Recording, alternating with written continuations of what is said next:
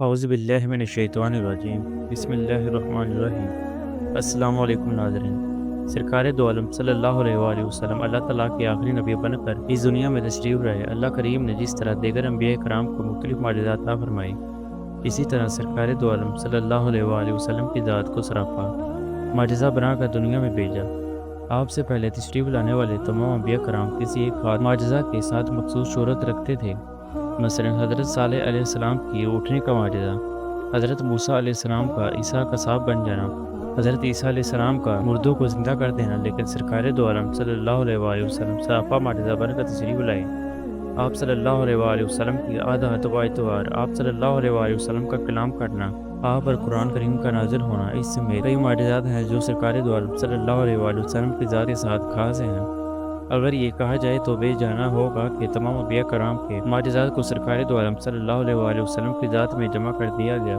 لیکن جس معجزہ کا ذکر آج ہم کرنے جا رہے ہیں وہ ایسا معجزہ ہے جو آپ صلی اللہ علیہ وآلہ وسلم سے قبل کسی نبی کو عطا نہ ہوا، اور معجزہ شق القمر کا ہے، یعنی چاند کا 2 ٹکڑے کر دینا۔ چاند کو 2 ٹکڑے کر دینے والا معجزہ ایک ایسا واقعہ تھا جس نے پورے عالم عرب کو حیران کر کے رکھ دیا تھا، اور اس کی اہمیت اس لحاظ سے مسلم ہو گئی کہ اس معجزہ کی تصدیق کے لیے خصوصی طور پر اللہ کریم نے سورۃ القمر کی آیات بعد نمبر 1 سے لے کر 3 نازل فرمائی، جس میں اللہ کریم نے ارشاد فرمایا قیامت قریب آ گئی ہے اور چاند شق ہو گیا، اور اگر وہ کوئی نشانی دیکھتے ہیں تو منہ پھیر لیتے ہیں اور کہنے لگتے ہیں یہ بڑا زبردست جادو ہے۔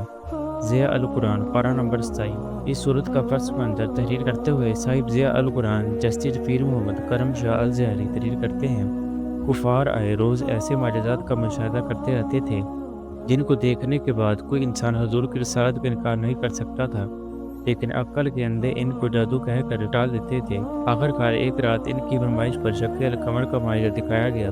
مکہ کے سارے باشندے منی کے کھلے میدان میں حاضر تھے، آسمان پر چاند چمک رہا تھا۔ سرور کائنات صلی اللہ علیہ وآلہ وسلم نے انگلی کا اشارہ کیا، اشارہ کرنے کی دیر تھی کہ چاند کا کرا 2 ٹکڑے ہو گیا۔ دیکھنے والوں کو یوں محسوس ہوا کہ اس کا ایک حصہ پھاڑ کے اس طرف اور دوسری طرف چلا گیا، پھر وہ انا پنا جڑ گئے۔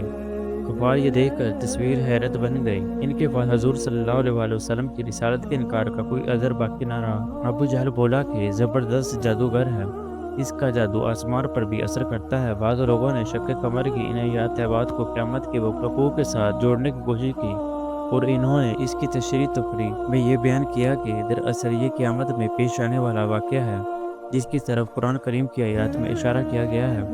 لیکن کثیر احادیث ثابت کرتی ہیں یہ شق القمر کا واقعہ حضور اکرم کی حیات طیبہ میں ہوا تھا۔ تفسیر ضیاء القرآن میں تفسیر کتبی روح المعانی کے حوالے سے یہ بتایا گیا ہے کہ یہ واقعہ ہجرت سے 5 سال پہلے وقوع پذیر ہوا، اور پھر اپنی اس بات کی تصدیق میں کثیر احادیث طیبہ بھی ذکر فرمائے۔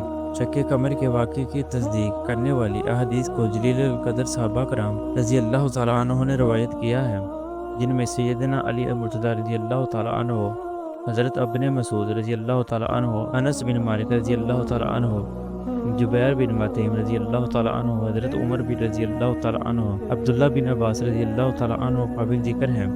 اگر آپ کو یہ واقعہ اچھا لگے تو ہمارے چینل کو سبسکرائب کرنا مت بھولیے گا، اور اس طرح کی اسلامی ویڈیو واقعات دیکھنے کے لیے ہمارے چینل پر اپلوڈ ہیں، جا کر دیکھ سکتے ہیں۔ شکریہ۔